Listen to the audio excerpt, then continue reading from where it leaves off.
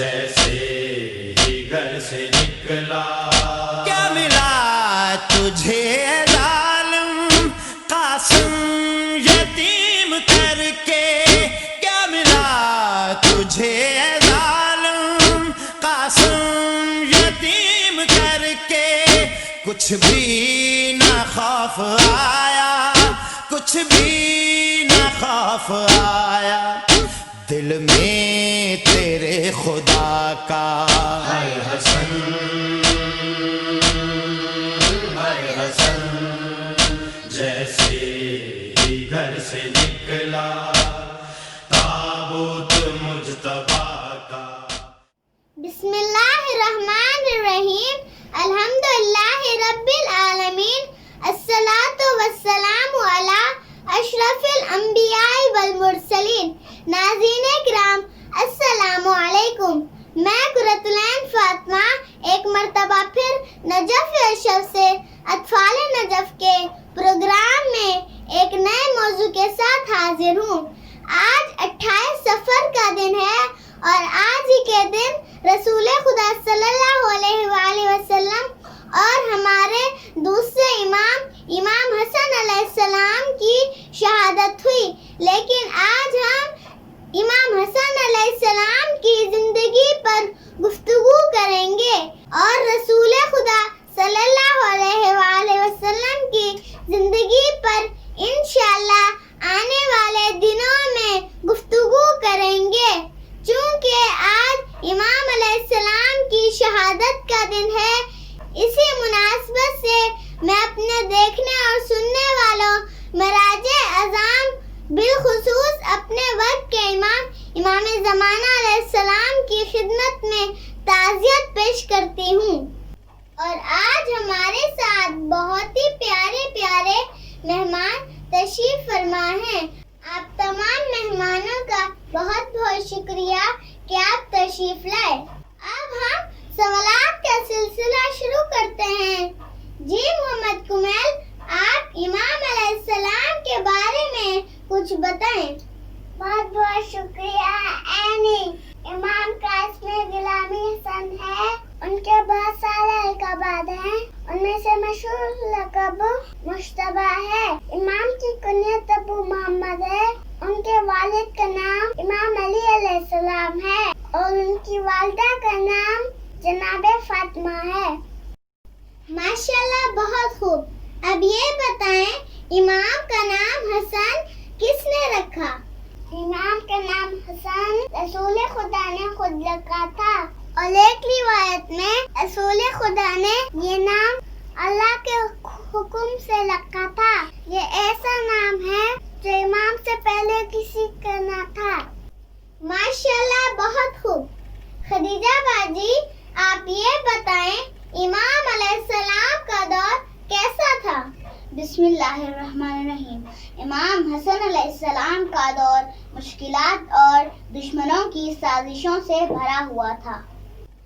آپ کی جان اور آپ کے چاہنے والوں کی جان کو ہر طرف سے خطرہ تھا، جس کے نتیجے میں آپ کے بعض چاہنے والوں کو شہید کیا گیا تھا اور آپ خود بھی زخمی ہو گئے تھے۔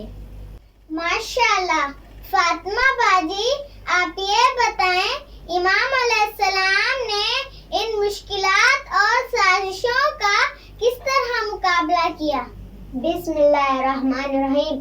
ان مشکلات اور سازشوں کو مد نظر رکھتے ہوئے اسلام کی بقا کی خاطر امام حسن علیہ السلام نے حاکم شام کی طرف سے کی گئی صلح کی پیشکش کو اپنی شرائط پر قبول کیا۔ ان شرائط میں سے چند آپ کے سامنے پیش کرتی ہوں۔ ان میں سے پہلی شرط یہ تھی کہ حاکم شام قرآن اور سنت پر عمل کرے گا، اور دوسری شرط یہ تھی کہ حاکم شام اپنے مرنے کے بعد کسی کو اپنا جانشین مقرر نہیں کرے گا، اور تیسری شرط یہ تھی کہ شیعہ نے علی کی جان اور مال کے تحفظ کو یقینی بنایا جائے گا۔ ماشاءاللہ۔ خدیجہ باجی، آپ یہ بتائیں حاکم شام نے ان شرائط پر عمل کیا یا نہیں کیا؟ بسم اللہ الرحمن الرحیم. حاکم شام نے امام علیہ السلام کی طرف سے رکھی گئی شرائط کو قبول تو کیا لیکن ان پر عمل نہیں کیا. جیسا کہ امام علیہ السلام کی رکھی گئی شرائط میں سے ایک شرط یہ تھی کہ شیعہ علی علیہ السلام کو تحفظ دیا جائے گا، لیکن صلح کے باوجود مولا علی علیہ السلام کے مشہور صحابی حجر بن ادئی سمیت بہت سارے شیعوں کو شہید کیا گیا. اور ان شرائط میں سے ایک شرط یہ بھی تھی کہ حاکم شام اپنے بعد کسی کو بھی اپنا جانشین مقرر نہیں کرے گا. لیکن حاکم شام نے اس شرط کی بھی مخالفت کرتے ہوئے اپنی زندگی میں ہی اپنے فاسق اور فاجر بیٹے یزید کو اپنا جانشین مقرر کر دیا. یہاں یہ بات ذکر کرنا ضروری سمجھتی ہوں کہ یہ وہی یزید ہے کہ جس کے حکم پر امام حسن علیہ السلام کے چھوٹے بھائی امام حسین علیہ السلام کو ان کے خاندان اور انصار سمیت شہید کیا گیا اور ان کی مستورات کو قیدی بنا کر یزید کے دربار میں پیش کیا گیا. آج ہمارے ساتھ موجود ہیں پاکستان سے ہماری دوست ہانیہ زینب. ہم ان سے گزارش کریں گے کہ امام علیہ السلام کے بچپن کا کوئی واقعہ سنائیں. جی السلام علیکم. وعلیکم السلام. میں ہانیہ زینب کراچی پاکستان سے. آپ کا بہت بہت شکریہ قرۃ العین فاطمہ کہ آپ نے مجھے اپنے پروگرام میں آنے کا موقع دیا. آج میں امام حسن علیہ السلام کے اخلاق کے بارے میں ایک واقعہ سنانا چاہتی ہوں کہ ایک مرتبہ امام حسن اور ان کے چھوٹے بھائی امام حسین علیہ السلام مسجد میں داخل ہوئے تو انہوں نے ایک بزرگ کو غلط وضو کرتے ہوئے دیکھا. اس بزرگ کی اصلاح کی خاطر انہوں نے اس بزرگ سے کہا کہ ہم دونوں بھائی وضو کرتے ہیں اور آپ ہماری اصلاح کریں کہ کس کا وضو صحیح اور کس کا وضو غلط ہے. امام حسن علیہ السلام اور امام حسین علیہ السلام نے باری باری وضو کیا اور ان دونوں شہزادوں کا صحیح وضو دیکھ کر اس بزرگ کو اپنے غلط وضو کرنے کا احساس ہوا اور اس نے ان شہزادوں سے کہا کہ آپ دونوں کا وضو ہی ٹھیک ہے بلکہ میرا وضو غلط ہے. اور اس واقعے سے ہمیں یہ سبق ملتا ہے کہ اگر آپ اپنے سے بڑے کی اصلاح کرنا چاہیں تو اس کے احترام کو مد نظر رکھتے ہوئے اس کی اصلاح کریں. ماشاءاللہ بہت خوب. توقیر بھائی آپ امام علیہ السلام کی شہادت کو مختصراً بیان کریں. بسم اللہ الرحمن الرحیم. امام حسن مشتبہ کو زہر دیا گیا.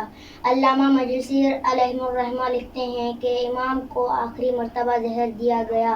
یہ پہلی مرتبہ نہ تھا بلکہ اس سے پہلے بھی امام حسن مشتبہ کو کئی مرتبہ زہر دیا گیا، لیکن یہ آخری زہر وہ تھا جو امیر شام کے حکم سے امام حسن مشتبہ کی زوجہ جعدہ بنت اشعث قندیل کے ہاتھوں دیا گیا. یہ زہر اتنا تو سخت تھا، شیخ عباس قمی لکھتے ہیں کہ جب اس زہر نے امام پر اثر کرنا شروع کیا تو جب بھی امام قے کرتے تو اس قے میں جگر کے ٹکڑے کٹ کٹ کر باہر آتے.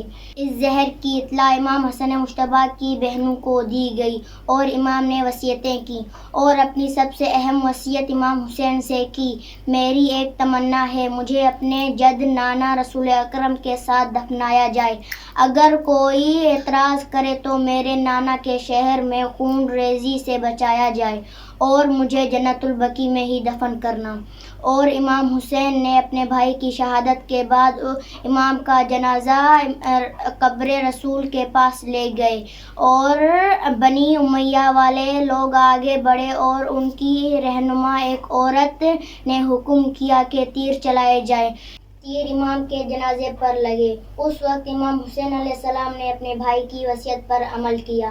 یہ دنیا کا وہ واحد جنازہ ہے جو گھر سے نکلا اور گھر دوبارہ واپس آیا اور ایک مرتبہ پھر جنازے کو تیار کیا گیا اور جنت البقیع لے جا کر دفن کر دیا گیا. آخر میں آپ تمام مہمانوں کا بہت بہت شکریہ کہ آپ تشریف لائے. ناظرین کرام، یہ تھا مختصر سا تعارف امام حسن علیہ السلام کا. ہم اپنے آج کے پروگرام کو یہیں پر اختتام کرتے ہیں اس شعر کے ساتھ کہ تابوت حسن لائے ہیں شبیر اٹھا کر، تابوت حسن لائے ہیں شبیر اٹھا کر، امت نے دیا پرسا مگر تیر چلا کر.